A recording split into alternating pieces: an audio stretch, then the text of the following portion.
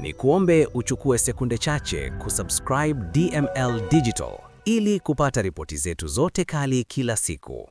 Mvutano mkali ulitawala mahakamani jana baada ya mawakili wa pande zote mbili, upande wa mdaiwa Mwambe na upande wa serikali, kuingia katika mabishano makali wakati wa usikilizwaji wa awali wa shauri linalomkabili mdaiwa huyo, kesi ambayo imeendelea kuvuta hisia za umma.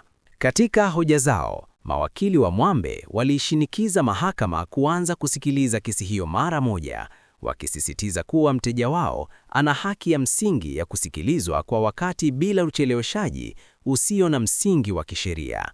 Kwa upande mwingine, mawakili wa serikali waliomba mahakama iahirishe usikilizwaji wa shauri hilo hadi wiki ijayo, wakieleza kuwa bado wanaendelea kukamilisha taratibu muhimu za kisheria, ikiwemo maandalizi ya vielelezo na mashahidi watakaoiwakilisha serikali ipasavyo. Ombi hilo lilikumbana na upinzani mkali kutoka kwa mawakili wa utetezi, waliodai kuwa kuahirishwa kwa kesi hiyo ni mbinu ya kuchelewesha haki na kuongeza mateso kwa mteja wao ambaye tayari anakabiliwa na changamoto kubwa kutokana na mchakato unaoendelea.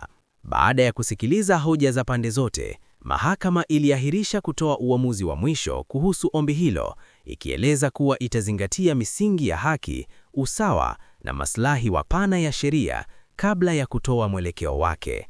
Kesi ya Mwambe inaendelea kuwa gumzo miongoni mwa wananchi na wadau wa sheria, wengi wakisubiri kwa hamu kuona hatima yake na msimamo wa mahakama kuhusu ombi la serikali la kuahirisha usikilizwaji hadi juma lijalo.